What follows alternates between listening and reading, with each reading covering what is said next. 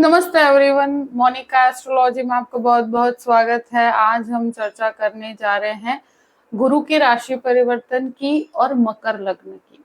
देखिए, गुरु का राशि परिवर्तन होने जा रहा है 1 मई को, और ये 14 मई यानी कि 14 मई 2025 तक रहेंगे।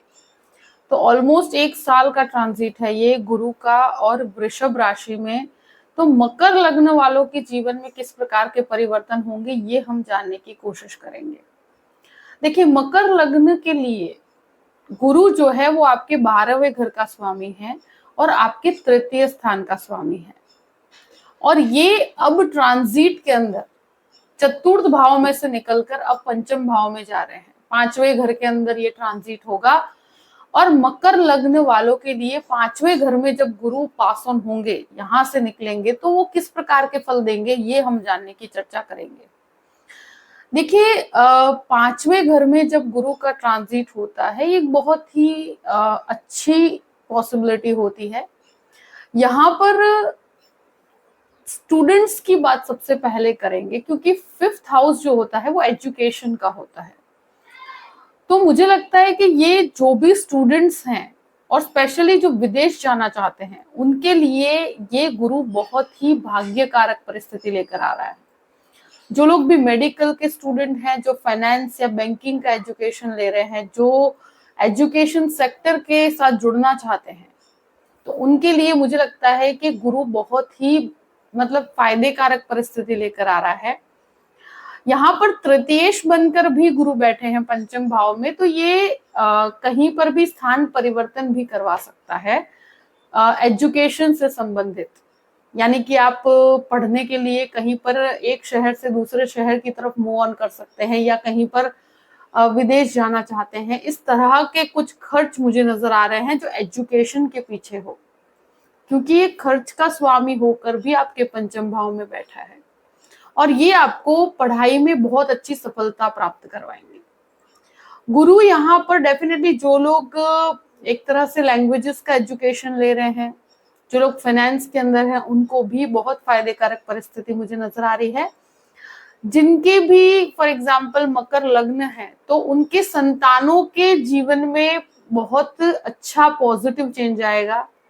मकर लग्न के जो लोग हैं, उनके संतानों के विवाह होने के योग भी बहुत ज्यादा है, क्योंकि बच्चों के स्थान के ऊपर से ये गुरु पास ऑन हो रहा है। तो अगर आप मकर लग्न के हैं और आपके बच्चों के आप मैरिज करना चाहते हैं, तो यहाँ पर योग बहुत ही प्रोमिनेंट बनता है। देखिए, यहाँ एक चीज जरूर कहूंगी कि संतान के जीवन में कुछ पॉजिटिव चीजें होंगी, या एजुकेशन से संबंधित होगी या मैरिज से संबंधित होगी, मगर उनसे संबंधित कुछ अच्छे कार्य होंगे।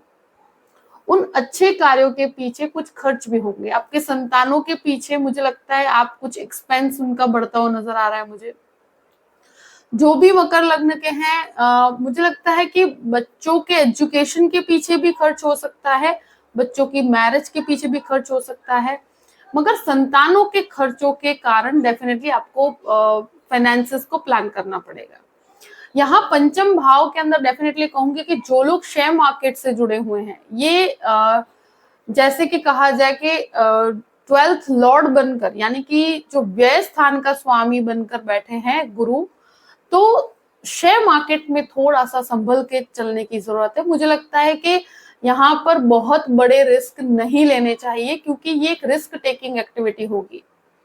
आप शेयर मार्केट के अंदर इन्वेस्टमेंट करते हैं, तो वहां बहुत ही कहने के एक तरह से कहा जाए कि ध्यान रखकर आपको आगे बढ़ना होगा, बहुत ही प्रिसाइजली कार्य करना होगा। बहुत बड़े रिस्क लेने से आपको बचना चाहिए, नहीं तो आपको नुकसान होने की संभावनाएं बनती है। यहाँ विदेश का स्वामी बनकर भी गुरु बैठे हैं, तो विदेश के हर कार्य के अंदर स्टूडेंट्स को बहुत लाभ होगा। बहुत ही पॉजिटिव आपको चेंजेस नजर आएंगे। एजुकेशन से संबंधित स्थान परिवर्तन आपके लिए लाभकारी है। जो भी संतान प्राप्ति की इच्छा रखते हैं, तो मुझे लगता है कि उनके लिए एक बहुत ही अच्छा समय है। अब गुरु की एक दृष्टि पड़ती है आपके 9वें भाव पर, और ये आपका भाग्य का स्थान है, और भाग्य के अंदर वृद्धि करता है ये गुरु। और यहाँ पर कुछ आध्यात्मिक चिंतन के अंदर वृद्धि होगी, कुछ अच्छे कार्यों में आपका योगदान बढ़ेगा। जो लोग मास्टर लेवल के एजुकेशन की तरफ जाना चाहते हैं, जो लोग हायर एजुकेशन की तरफ जाना चाहते हैं, यानी कि कोई मेडिसिन के अंदर आगे बढ़ना चाहते हैं, या कहीं पर भी आप पीएचडी करना चाहते हैं, या कोई भी हायर एजुकेशन जो काफी समय से आप सोच रहे हैं मगर नहीं कर पा रहे थे, अब ये समय सबसे करेक्ट टाइमिंग है अगर हायर एजुकेशन की तरफ आप आगे बढ़ना चाहते हैं तो। और मुझे लगता है कि आपको बहुत ही एक कहते हैं ना कि जो आप डिजायर्ड कोई डिग्री आप प्राप्त करना चाहते हैं, तो ये समय, ये 1 वर्ष का समय उसके लिए बहुत अच्छा है, स्टूडेंट्स के लिए बहुत अच्छा है।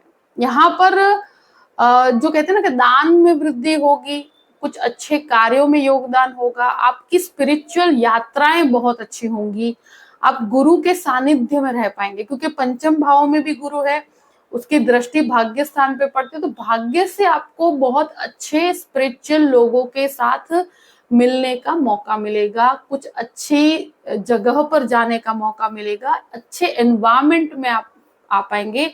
आपके जो पैसे हैं या आपके जो भी धन को आप बहुत ही अच्छे योगदान में कहीं पर उपयोग कर पाएंगे। यहाँ पिता के साथ भी अगर संबंध कहीं पर भी खराब थे तो वहां बेटरमेंट आएगा। गुरु की एक दृष्टि पड़ती है आपके 11वें स्थान पर, और ये आपका लाभ का स्थान है, तो एक भाग्य के ऊपर भी दृष्टि पड़ती है और लाभ पे भी दृष्टि पड़ती है। तो ये गुरु आपको प्रमोशन की तरफ लेकर जाता है, आपके फाइनेंसेस में वृद्धि होगी, आपके इनकम के सोर्स बढ़ेंगे। यानी कि एक तरह से कहा जाए कि एक तरह से आपको पैसा मिल रहा है, तो आपको नए माध्यम प्राप्त होंगे कि आप जो भी कार्य करें उसमें इनकम में वृद्धि हो। अलग अलग प्रकार के कार्यों से आपको लाभ होगा, बिजनेस में लाभ होगा। अगर आप जॉब कर रहे हैं तो जॉब के अंदर भी एप्रिसिएशन प्राप्त होगा। अगर कोई भी अवार्ड मिलने की संभावनाएं भी गुरु के द्वारा आपको प्राप्त होती है। कोई पुरस्कार अगर आपको मिलना है तो इस वर्ष में आपको डेफिनेटली प्राप्त होगा। गुरु की वजह से सर्कल काफी अच्छा बढ़ेगा, लोगों के साथ दोस्ती बढ़ेगी, आपको बहुत अच्छे कॉन्टेक्ट्स प्राप्त होंगे, एप्रिसिएशन प्राप्त होगा। फाइनेंशियली वृद्धि सबसे ज्यादा है, जहां जहां पैसा अटका हुआ है ये गुरु आपको डेफिनेटली, भाग्य से भी पैसा मिलता है और यहाँ लाभ की वृद्धि बहुत ही ज्यादा है। गुरु की एक दृष्टि पड़ती है आपके लग्न पर, और जो कहते हैं ना कि निर्णय की परिस्थिति है, डिसीजन न ले पाना, इस प्रकार की परिस्थितियों में गुरु डेफिनेटली आपको डिसीजन लेने में बहुत मदद करते हैं। किसके साथ आप संबंध रखना है, किसके साथ नहीं रखना है, कौन से कॉन्टैक्ट्स को आपके जीवन में प्रायोरिटी देना है, कौन से कार्य को प्रायोरिटी देना है, जो निर्णय आप नहीं ले पा रहे थे, अब गुरु के द्वारा एक बैलेंस प्राप्त होता है। बैलेंस का मतलब गुरु आपके विचारों में जो इम्बैलेंस है उसको बैलेंस करता है। और मुझे लगता है कि ये गुरु आपको निर्णय लेने की क्षमता देगा। जो लोग बहुत समय से डिसीजन नहीं ले पा रहे थे, जीवन से संबंधित, आपके एजुकेशन से संबंधित, आपके करियर से संबंधित, तो पर्सनैलिटी के अंदर काफी विकास होगा। और एक तरह से कहा जाए कि ये डिसीजन मेकिंग के अंदर गुरु का बहुत बड़ा योगदान होगा। आध्यात्मिक चिंतन बहुत बढ़ेगा। मुझे लगता है कि सबसे बड़ा प्लस पॉइंट ये है कि स्पिरिचुअल और आध्यात्म के साथ आप बहुत ही स्ट्रांगली कनेक्टेड फील करेंगे। और यहाँ पर डेफिनेटली जिन लोगों को डिसीजन मेकिंग में प्रॉब्लम्स हो रही थी, गुरुजन के साथ आप रहिए, आपके कोई भी सुपीरियर्स हैं, आप एडवाइस लेकर कार्य कीजिएगा, तो आपको गुरु की कृपा डेफिनेटली प्राप्त होगी बड़े डिसीजंस के अंदर।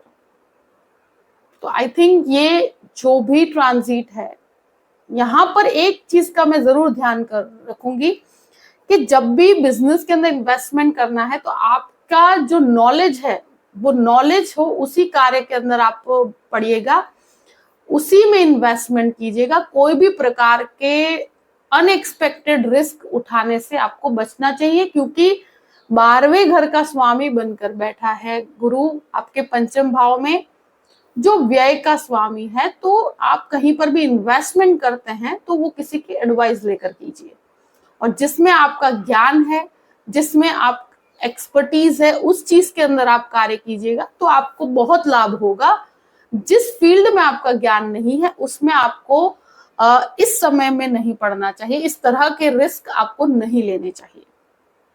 बाकी हर तरह से ये गुरु आपके लिए लाभकारी है और हर तरह से आपके ज्ञान में, आपकी समृद्धि में ये वृद्धि करेगा।